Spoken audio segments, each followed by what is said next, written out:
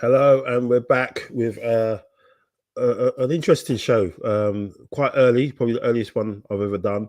But I've got Mac with me. He's come back from the trenches. He went in undercover in Madrid, and he had the Kevlar on, and he's back. You know, obviously in one piece. So it's great to see you, man, and obviously great to get the videos and the photos of your adventures out there. But it's still smiling, still buzzing after you've seen. How are you feeling, man? I asked Neil obviously yesterday on the show, but how are you feeling? I'm obviously elated. I'm elated. I mean, look, I was exhausted. I mean, obviously, obviously yesterday was your big 100th, so congratulations. Episode, and I would have definitely joined, but I literally was so tired yesterday, literally. But I was smiling and I was happy and elated, and even today, obviously, I'm rested now. I feel so good, and even today, obviously, I was there, and there you go.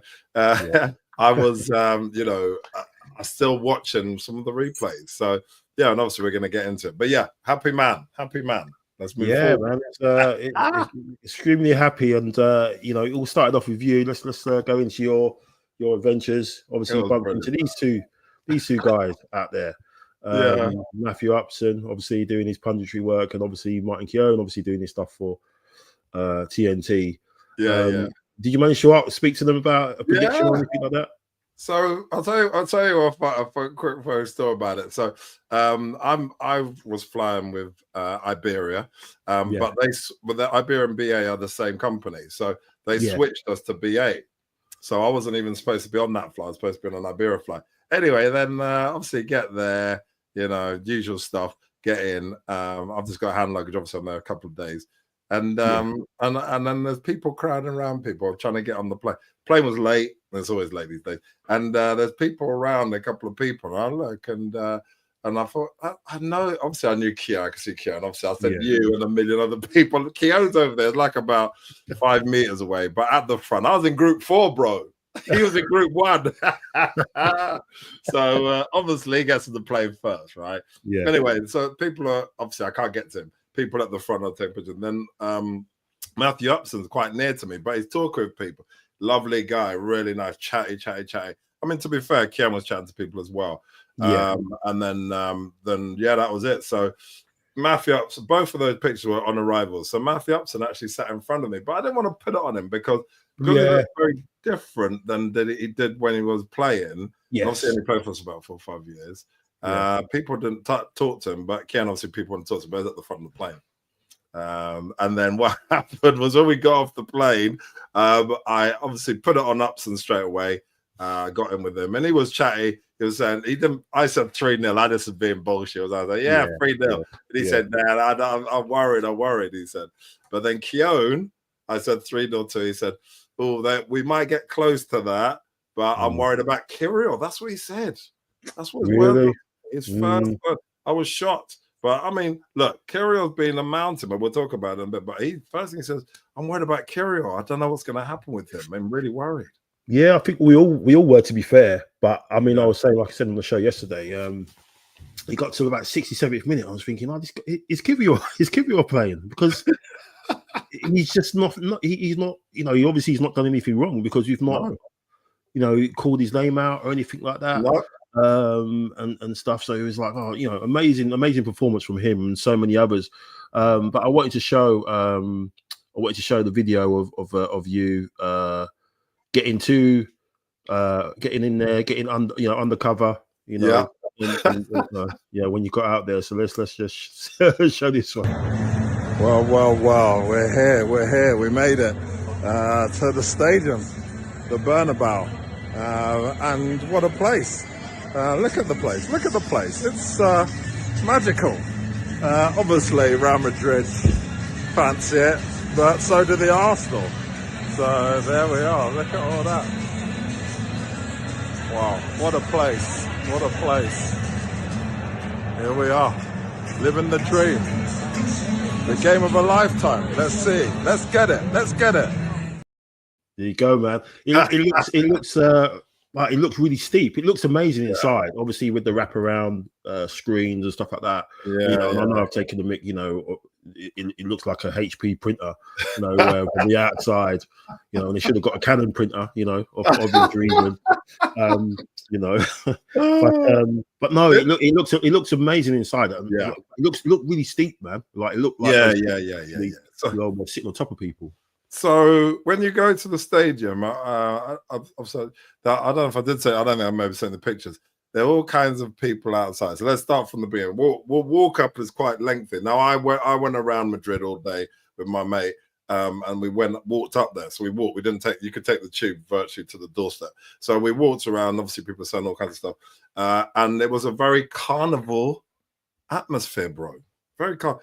They, in their minds, thought that they were going to win, no matter what. This remontada thing, which let's see in your hashtags, they literally believed that there was no way they could possibly lose. I'm telling you now, there were so many Madrid people there, and everybody was exactly the same. We're going to win. Don't worry about anything. Carnival mood. People dressed in all kinds of caricatures, like a gorilla and a kind of like a kind of doll thing, taking pictures, laughing, happy. Everyone was happy. It was crazy how these people literally had almost in their minds completely wiped away the first leg. It didn't exist. They were rewriting history, bro. That's how their attitude was when they got there. It's crazy. It was crazy.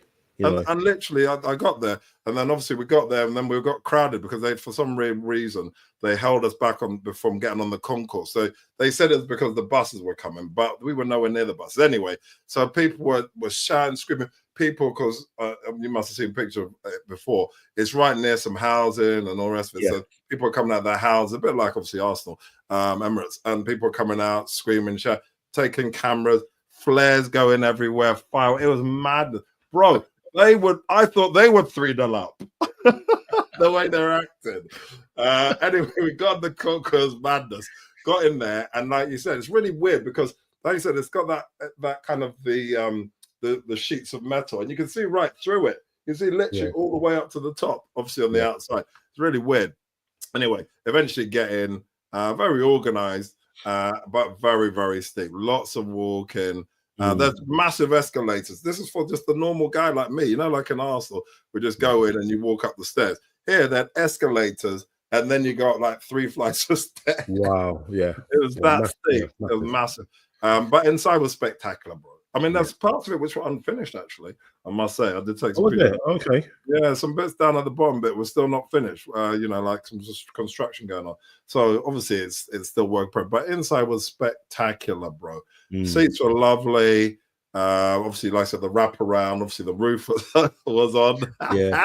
You sent me the video. You sent me the video of when they came out, and that was amazing. I'm going to show that now. That was incredible. So yeah, go look at that.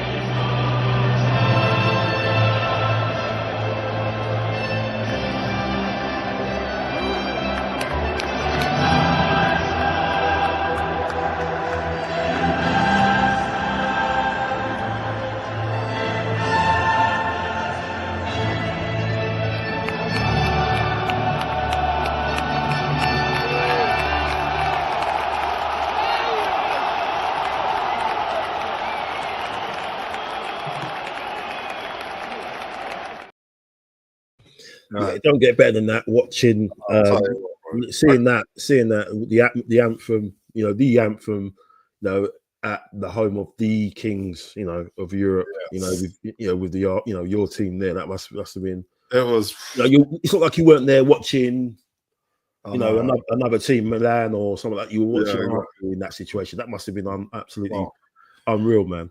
It was something that I'll never forget for the rest of my life, honestly, bro. Just to be in that space and be there, because obviously we've got other games and we've played other games and we've been in Champions League in and out, but to be there against the champions, the people, the holders, people who've got 15 of them, you can feel the royalty, you can feel the energy. It was incredible. And one thing I quickly want to say is that the ultras for them were down in the lower tier. And did you see that big, massive flag they had with the Viking? Yeah, and I think they may have shown it on TV as well. That was interesting because if I looked at it and I studied it, and if you look at it, there's a big Viking guy who's in effect based around Madrid. He had already knocked over City as a little pawn. Blue one, knocked over Atletico. Atleti as the other pawn, and he was just about to knock over, holding our one to knock us over in red. My God. So they were ready for us, bro. And I swear to God, and them ultras were crazy. They were crazy. Yeah, look. It was crazy. And like I said, on when you guys were going for it yesterday, first 10 minutes, bro, I thought my eardrums were gonna blow out, man. They were so crazy. And it was crazy. Well, I'll quick say as well that I don't know how they figured it out, but it's quite lucky. So next to me on my right, there were two guys. There's a young kid, like probably teenager, and his dad.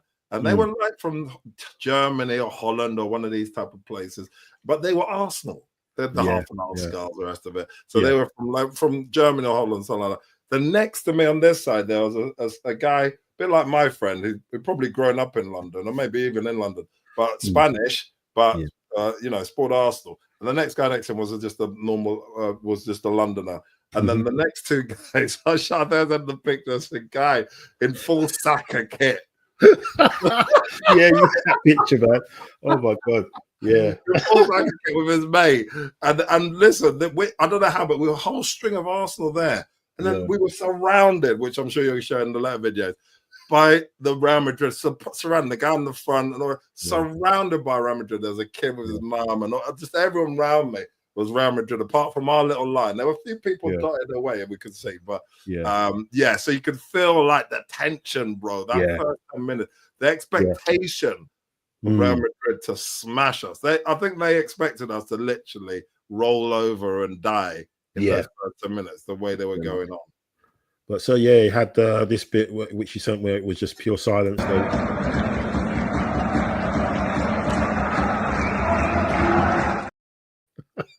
There's nothing going on from there, and then and obviously you had the Martinelli goal, which you said you were just filming the fans, but the away fans, but then obviously the goal came about. So so let me tell you before you get into that. So listen, right? When the first half was crazy, bro, because after the first 10 minutes, obviously they realized it's a bit of an even game now. Because you could see clearly that they were trying to run at us and they thought they could just, pierce us. Vinny Jr. got nowhere. Mbappe was in Saliba's back pocket, got put on the floor a few times. Then you saw the Bellingham type of nonsense going on. And you saw obviously Rudiger as well, obviously dirty play. So there's a lot of madness going on, a lot. But the thing about it is that when they realize that we're not here to be their little pets, that's when the video you've just showed, the shock in their faces, because they literally believed in their minds that the remontada is literally going to happen. It was written in stone. And when they realized, actually, we're a bloody good team, they were like, they literally could not believe it, bro. And then obviously we had the madness at the end of the first half. So the first half was obviously back and forth. I feel slightly frustrated, bro, that we didn't just push out. But I saw what we're trying to do. We're trying to slow the game down and break it up. Or do that because they're at home. But once we had the penalty, I'm telling you now, just like you probably saw on TV, no one knew where it came from, bro. When we're looking at it, it was like, okay, and he's not nowhere near the ball. But for him, it's a foul, isn't it? I mean, it is a foul. He has pulled his shirt and everything, but we see those every game against us when Gabriel gets pulled back and everything like that. Nothing happens. It was wild that they actually called that up. You know, Yeah. it was like, hang on, I thought they meant to be for Madrid, not against them. That was, yeah, it was. Well, I'll tell you what, bro. We were there like this, like on the rail, holding on for dear life, and then the game was going back and forth, and then we saw penalty check, and obviously the Arsenal people, who's it for? Who's it for? We didn't even know who it was for. No one knew in the ground who the penalty was for, and then we're going back and forth, and then we heard obviously it was for Arsenal, but they didn't. You know what? And I'm sure they showed it on TV. They didn't show us it on TV, bro. Oh, didn't they? They didn't show, and I thought they had to. I was thinking, what's going on? Why can't we see it? And all we saw, the only thing we saw was obviously the ref do his thing, and then obviously give the penalty. So we didn't actually see it. Now that's probably a thing because we're at Real Madrid. They didn't want us to see it, but we didn't see anything. And then obviously when Saka took the penalty, obviously that wasn't great. You talked about it yesterday in depth. It just was unnecessary, wasn't it? Yeah, but, mind games, but and obviously we know what happened. And then when they got the penalty, bro, oh my god! I mean, I don't know what it looked like on TV, but from where we were sitting, there was obviously no penalty. But the confidence of the whole of the stadium that this penalty is going to be taken and he's going to score it. There was just no question in their mind it was going to be, overturned. And I'm telling you now, the referee was all about Real Madrid. We talked about VAR saved us twice. Obviously with the penalty, which obviously Saka missed, but also to overturn in effect his penalty. Obviously, we were waiting there for obviously 5 minutes, whatever stupidness it was. But for him to be sent to the screen, we knew what was going to happen. But the speed at which he went penalty, we all looked at each other and thought, nah, there's no way that's a penalty. Yeah, I mean, there's people. Yeah, you're right about the ref because we know Rudiger should have got sent off.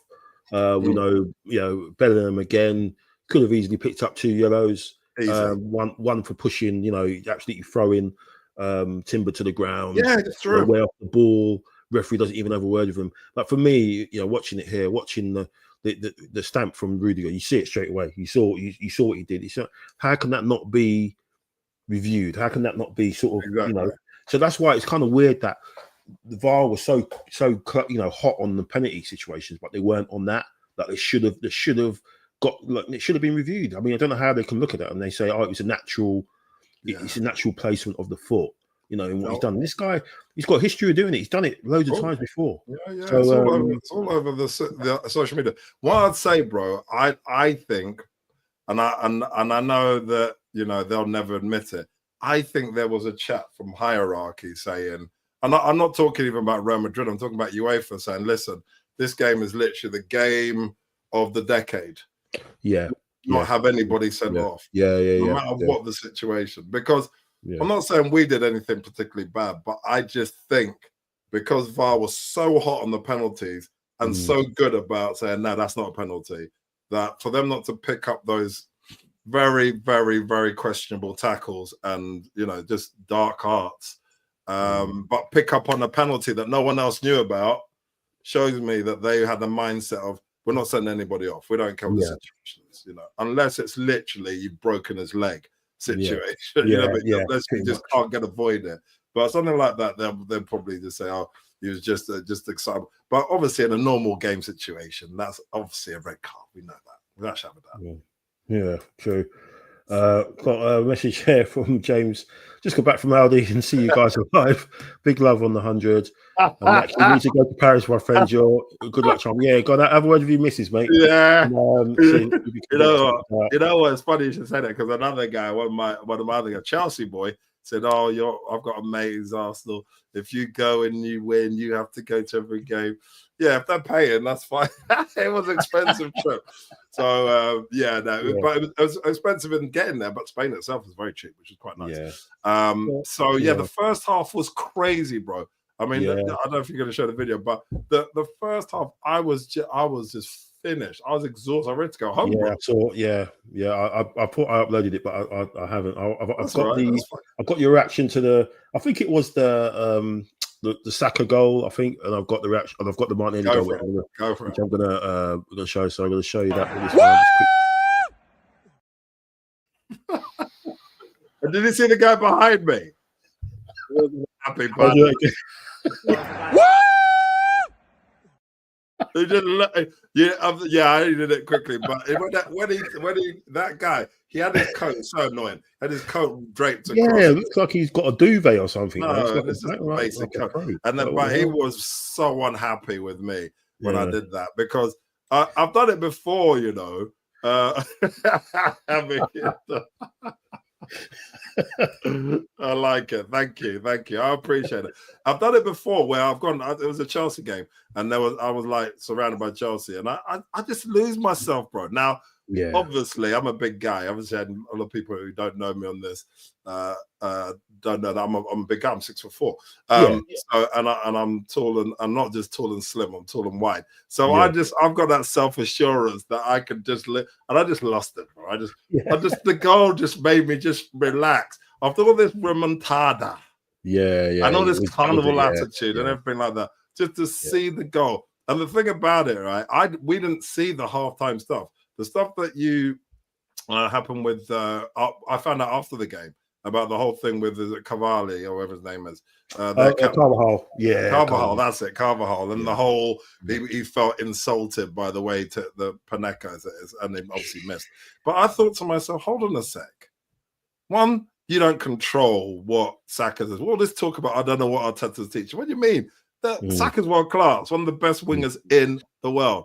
And secondly, you and your team are full of dark arts and mind games and tricks. And we can't do the same. You know, if you give it, you got to take it. Exactly. So he should have even been there. He should have even been there. You know what I mean? So he actually was in a box. If you look at the videos afterwards, I've seen them. He was actually in the box. He's come all the way down from the box to come and confront. Because he was up in his box and he actually came down. Why? Who do you think you are? Hopefully, I think they're talking about him getting a ban or suspension for that. So hopefully, he'll get done for that because he shouldn't have been there. You know, even apparently. No, you can't do that. You can't confront people like that. Whatever the other team does, get a grip. You're the captain, so you know, just And to be honest, that celebration, like, kind of, and it happened when I went to Chelsea as well. When I do something like that, it kind of gives everyone around me confidence. Everyone started to get a bit more confident now, right? Because obviously we're ahead. But then obviously, literally, bro, I mean, and I swear to God, this is what happened. I was still celebrating. And then I looked around and they scored, bro. Oh my God. I could not believe it. And then when I saw what, obviously they showed that replay, didn't they? Yeah. When I saw what Saliba did, I thought, it was mad. It was mad. Now, it was just so bizarre how I celebrated. They scored. But the thing about it, right, bro, is that still they have that mindset of the remontada. Okay, it was still a bit to go, obviously. That almost they had only one more goal to score. They still were in the same position they were at the start of the second leg. Yeah, Vinicius was all going mad, grabbing his shirt. All this is my house. I thought, nah, man, you need to calm down a bit. You're a long way off. And I was getting texts from people. I know we were texting people saying they're not 3 goals. I mean, obviously he didn't say it, but I've got people who are outside, like Chelsea boys. I know a lot of Chelsea said there's no way they're going to score 3 goals in the amount of time left. No way. So just relax. Obviously, I couldn't relax, but you just said done. But then obviously, we got the goal, the dagger. You know, Martinelli. Yeah, that was. I mean, I've watched this a million times. Yeah. I want to put it up there now. Let's have a look.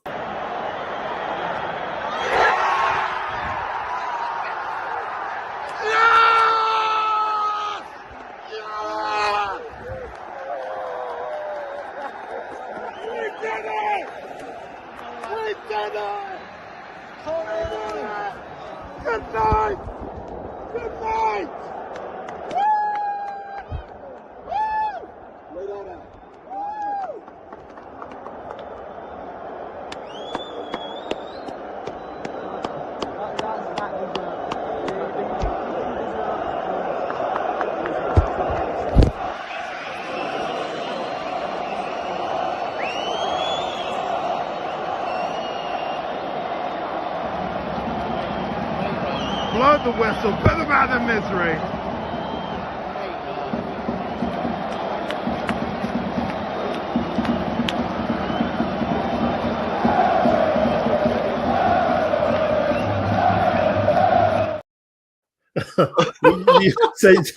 You're brave, man. Telling the people good night in their own stadium. What the hell? I'll tell you what happened, bro. I don't even know how I got to record it because I'm quite slow at pressing the button. So I was there, and I literally, obviously, I saw it happen. Obviously, I saw the Martinelli run. Okay, so I thought, right, I better get ready. And usually by that time, I'm late. Oh dear! And so by the time I did it, I got it just literally as he scored, obviously. But because I'm so rubbish on my phone, I literally obviously lost it. And I think I put it in my pocket and then hugging this guy, hugging that guy.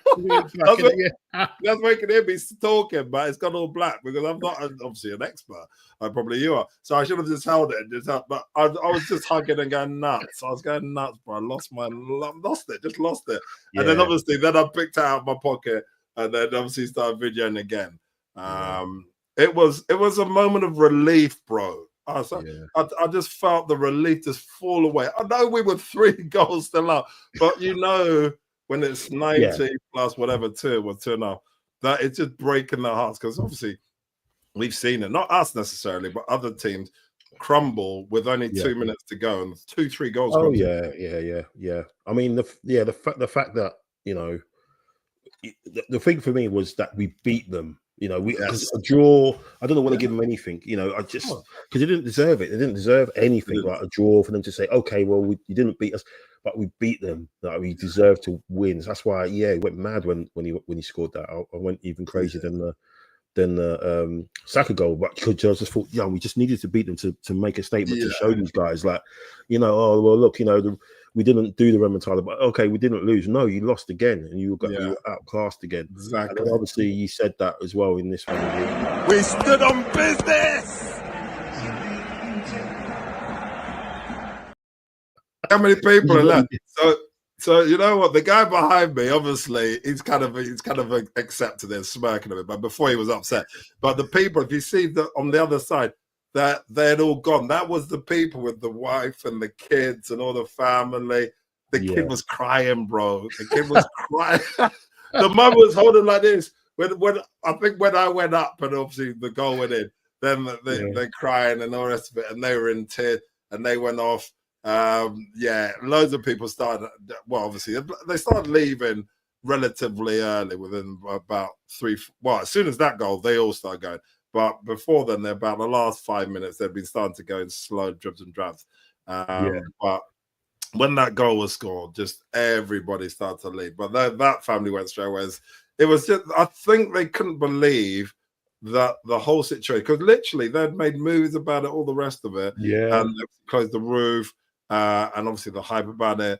They just could not believe that they'd been beaten in their own house. And they thought, what they actually thought, the supporters thought that from obviously the penalty miss would be the elevation and the kind of platform for them to hammer us.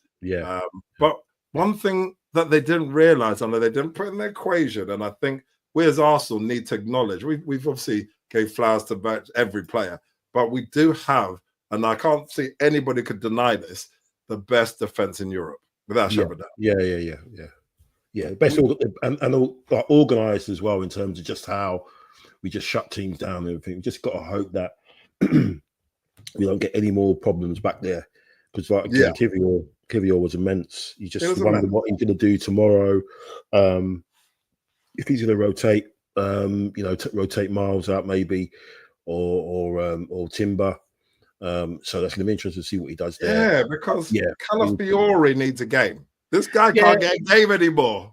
Yeah, because when you look at it, we've got Palace next week, haven't we? And then then we have a week before we play PSG. So he could rotate tomorrow and then rotate a little bit again, rotate them back in, give them an hour, and then they're ready for PSG. So thank God we don't have FA Cup. Thank God we don't. So we got a week. Also I've got this video as well of this guy who, who said one of the guys that decided to Send a little message to the travelling fans on his way out.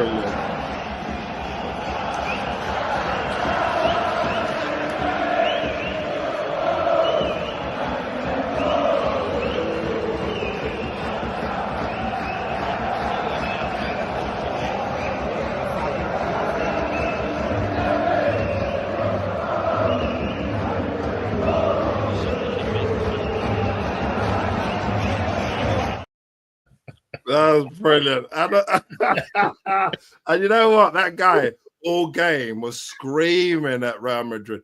I don't know what he was saying, but it was obviously an effect. Get the ball in the back of that. He's one of those type. You know those who just scream and shout and swear the whole game? He's one of those types. And he did that. He gave them the bird, but obviously no one even could see it. But it was brilliant. But you talked about it yesterday. Did you see where we were? Right up in the rafters, man. Yeah.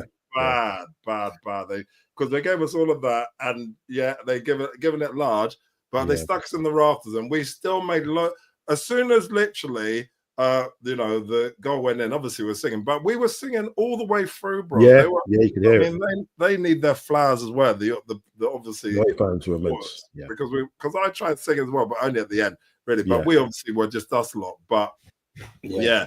I mean, even that picture, with that guy doing this thing, if I panned around and you see, even the ultras were quiet. They've been jumping up and down and up and down and up and down. They did nothing. Silence the whole place. Good night. They had been finished. We stood on business, bro. Our project was brilliant. And Neil obviously says, thanks for the vids and pics, Mac, forever etched in our hearts. Pleasure. And I'm glad that they're out there, man, because it was a moment we'll never forget. Forget. And it was funny then, because after we finished, take that picture there, you can see obviously the place is emptied, apart from obviously our lot in the corner.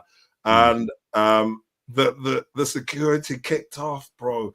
They were not grabbing, but they were saying, out, what you out? They were trying to get us, obviously the Arsenal were, but any of the kind of imposters, they wanted them out, man. They were saying to us, get out. They were trying to push us out the door, bro. It made it all the more sweeter. Yeah. Proper bitter. And that's why some of the stories coming out now about Saliba and Zubimendi and stuff, they're just like, trying to, take, not take everyone down with them, but just make everyone else feel a bit of their pain. So, we're after one of your players and we're trying to, muddy the waters with one of your targets as well. It's just Madrid, isn't it? They're just doing what they're doing. It's a bit like, Liverpool, obviously, the fact that they've had so many run-ins with Madrid in the past and lost to Madrid. Obviously, they beat them in the Champions League, in the league phase, but because they've had so many tangles with them in the past and been on the wrong side, they decided to drop Van Dijk's contract announcement the morning after, when everyone's going to be talking about us. Let's drop this story. They've probably been sitting on it for weeks. So it's little things like that. People just getting rattled and triggered. I've got things to say about that as well, because with Madrid, and we did talk about this offline. The fact about it is that we in this country think that Real Madrid almost typify Spain and they kind of represent Spain. They don't. No, they don't like it. They're not liked at all. No, hated, not even hated. And my guy, he said that obviously on my little tour, because I was obviously there Tuesday, we had a little look around. We looked at Atleti. Obviously, they hate them clearly. Obviously, they're the local rivals. Yeah. Barcelona, if you look at Dani Olmo, he put a thing out, just literally the same picture everyone else had put, about Rice coming out of the top of the Bernabeu. And he's obviously a player for Barcelona. Literally everybody in Spain outside of the Real Madrid supporters wanted them to lose because of their arrogance and this all remontada rubbish. So I think we've got to remember that we didn't just beat them for us, we beat them for the whole of Spain, in fact, which is so surreal, but that's the kind of stamp that we put on them. And to really do that when they had so much belief and they've got all their players, it is brilliant. As far as the players, like I said, I know the inside track. They don't want Saliba. They don't want Saliba. There's talk of it, and the narrative was there. they had a look at Saliba, and like I said, and I think we have to be quite frank about this is actually the truth, is that playing anything in front of him, he's the best player in the world probably for that, heading the ball away, getting the ball out, and like we talked about our team, everyone defends, but he's in the right position. His position is probably the best. Okay. Only our broken other half of the partnership is probably at his level. He's probably been our best player all season, Magdalis. But but side on, so facing no problem, shield. Yeah. Side on, that's where the issues turn up. And we saw it right in front of our eyes. Yeah. The ball, fair enough, it was a bad decision by Raya to play out from the back when they're pressing. Just kick the ball, give it back to them, and let them come to us. But to throw the ball to him, side on, he should have known that they're coming, because they've been doing that all the way through. And to not to look up as soon as the ball's come, not to look up, do it, and even put it behind you, give them the throw in. But to let him kick it out of your foot, and then and then he scores a goal like that in an open goal. Yeah, I mean it was poor. So they don't fancy him. So they think that side on is poor, face. Obviously they want the best of the best. Well, he is the best of the best, but they want something else. So I don't think we need to worry about Saliba. Also, Saliba's made it quite clear, I think, that he wants to win with us. So I don't think anything Zubimendi, to be honest, and I say this, it might be controversial. I don't think Zubimendi is what we need. But he's coming, I know, but I don't think it's what we need. The whole point of someone who replaces Partey is to allow Declan Rice to go forward, because he's excellent. We know he's an offense, even though he's obviously, his whole life has been defensive midfielder. Yeah, offensive midfielder, he scores goals. If he could score more, if he was allowed to roam free. So Zubimendi's a tiny guy. He's not a strong guy. He's going to fall over. If the whole thing about Partey is tall, strong, hold the ball up. If Zubimendi can't hold the ball up, then Declan Rice is actually going to be doing more work, going to be stuck behind. So we don't actually need Zubimendi. So if he doesn't come, I'll whisper this, I'll be so happy. Unless they're looking at changing the formation. That's what some of the rumours that are going around, that they may be changing it to a double pivot instead. And then that means Odegaard or whoever that is a proper 10, rather than it playing on the right-hand side with Saka all the time. So if that happens, and I can understand why Zubimendi will come, because he'll have Rice next to him. Yeah, and I think that will still allow Rice to bomb forward while someone is sort of sitting, or vice versa. Zubimendi can maybe go a little bit further forward and play ball. Because he is a progressive passer. But and obviously you've got Marino into the mix as well. How he's come along. So yes, if it's a 4-3-3 and you're playing him there as the base one, I think that's a bit of a worry. But if you're playing him in a double pivot with someone like Rice alongside him, I think you'd be okay. And obviously he's played with Marino as well, so there's that sort of familiarity and that. So there's options there. There's options there. I mean, I don't think there's any doubt it's coming. By the way, I think it's all talk. It's just like the whole thing about Salah's going. No, he's not. Yeah, I think there's certain players that I think I'm shooting myself in the foot, maybe, but I don't mind. I think there's certain players who are definitely 100% coming. One is your boy you've been talking about for a year or more, Victor. Gyökeres. I think he's definitely done. I don't hear any other sounds from anybody else. I think that Berta's sorted that one out. Nico Williams, which has been always in play, I think he's 100%. I think of all of these people I thought about, he's the most sure that I am that he's coming. So I'll say he's number one. Victor's number two, and I think Zubimendi's number three. He's definitely coming. Oh, actually, I'll knock up even as on the same level as Nico Williams, that goalkeeper Garcia, I think he's 100% as well. I think he wanted to come in January, but they wouldn't let him go, obviously, in the middle of the season. But obviously, we know Neto's got to go back. But that's the thing. I don't know how much we're looking to spend. I think they're looking at like 20 million, maybe more. I'm not sure about that, really, to spend that much on someone that's maybe isn't going to play that much, unless he's proper doing the same thing that he did with Ramsdale and stuff. I don't think that. I think Raya's definitely improved a lot. He has had a little bit of a drop off in the second half of the season, I think, compared to the first half of the season. But yeah, I'm just a bit wary of us paying that much money for a backup. But maybe that's I know. But I think the difference between him and Ramsdale was that Arteta would have had a chat with them and said, look, you know, you're going to play in this and this and this, and you're going to be back up in the league, you know, and obviously, you know, if you come, let me manage your expectations, because obviously Ramsdale, he was number one. Yeah, and then he got dropped. So that's a different man entirely. And obviously, he probably looks like he's going to Man United. Unbelievable. But obviously, Southampton have been relegated. So he's obviously got the clause in his contract that he can go. You know, I just think that conversation would have been had. I know, like what you're saying is two number ones. I mean, Garcia could start most teams. But and I spoke to my guy, and apparently he's an amazing player. He's amazing. He actually can compete with Ray as far as distribution, as far as his kicking, as far as his saving. Apparently he's amazing. So that's going to be interesting to see how that dynamic works. We obviously know Ray's number one, but we'll see. I think those four are sorted. There's obviously some other people that are probably in play, but I think those four. I'm pretty confident we're getting them. You know, this whole thing, the whole Sesko thing's a massive question mark. I just don't know if this guy will even leave again, you know, because of obviously the situation. I know loads of people want him, but again, I think he might just say, "Nah, I want to stay." I don't know. Yeah, it's an odd one, but I don't think we need him if we get Victor anyway.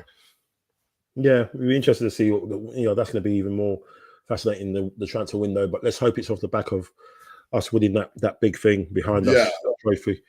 Now, the 4 teams left, right? We're one of them. There's no reason why we should fear anybody. I think the toughest one would be, I know you want Barcelona, I think the toughest one's Inter Milan, because they've got every facet. Yeah. They're a bit like, obviously they're Italian, they like to defend, but they've got the people going forward are amazing. The main guy and all the rest of them. They're probably the best multifaceted team. So if Barcelona knock them out, I'll be happy. Yeah. Because I'd rather face Barcelona and Inter. I don't think we've got anything to worry about PSG. PSG beat Villa because Villa first game played 3 at the back for some stupid reason. And they got punished for it because they're a team. PSG are all about on the break. Everyone's saying they're going to win it. It's not as simple as that. They play on the break. We know how to break down anybody on the break, you know, as we saw against Real Madrid. So I'm not concerned about PSG, but we'll see. But I do think Inter would be our biggest challenge in the final. So, but there's no reason we can't beat them. I think there's no team left that we can't beat. That's my point. It's a question of how we play on the day, right? And it's over 2 legs, which makes our life much easier. Yeah, I was saying yesterday, it is a kick in the Jules that Partey isn't playing, but at least he's missing the home leg, not the away one. Yeah, you know what I mean. So that would have been horrific. But the fact that you know, I think they are dangerous, but I think Villa definitely showed some vulnerabilities there with them when they put it on them, and I think that's what we're going to have to try and do in the first leg, especially the second half, a little bit like what we did with Madrid. We stepped it up, and then they couldn't live with us because physically they're not used to that, because they've already won the league. They've won the league at the start of the month. They've not lost in the league, so they're you can say that they're, you know, that you can rotate and everything and what have you, but they could be a little bit undercooked. They could, you know, that little competitive edge might not be there, and we've got to make use of that, because obviously we're still kind of fighting to lock down in second place, because the way we're going, we've still got skin in the game. Yeah, Newcastle could easily finish second, and then we're sort of getting pulled back into it. So that's why tomorrow is key. But the fact, like you said, with Barcelona, they've got Inter at home in the second leg as well, like with Paris. So the 2 teams that have kind of been talked up as favourites, they've got the second legs at home. But I think, as you said, I think any one of these teams can win it. We've got as good a chance as any. They've all got their strengths, they've all got their weaknesses. So we've just got to keep doing what we're doing, and hopefully we'll get through, man. And it'll be a memorable next couple of weeks. But no, thanks, Mac. I really appreciate it, man. Pleasure, man. It's been brilliant. Videos and everything. Brilliant to relive those moments. Yeah, man. Yeah, gonna watch those a few times. And, relive it as well. Thanks for everyone in the chat, Neil and James. Yes, and thanks, boys. Really good support as usual. We'll be back probably after maybe the Palace game. Maybe it's a little bit of a preview for the PSG game, because obviously again that's going to be another massive night at the Emirates, and then obviously we'll be back after that to talk about that, because and then I think we've got Liverpool. No, we haven't got Liverpool yet. We've got Bournemouth, then we've got PSG again, then we've got Liverpool after the second leg. So, so yeah, good couple of weeks to come. You know, at least, like you said, at least there's some, you know, interest in the season still. You know, it's not all dead and buried sort of thing. So yeah, thanks Neil. Thanks, Thanks, Neil. We appreciate it. Thanks for watching. Yeah, so we'll be back after probably after the Palace game, and to have a nice preview for the semi-final. So have a great weekend. Happy Easter. Happy Easter, yeah. Enjoy the games. You and your family, yeah. And all the best, and as always, come on, you Gunners. Come on, Gunners. Newcastle, the central figure again, and he looks to trick Michael.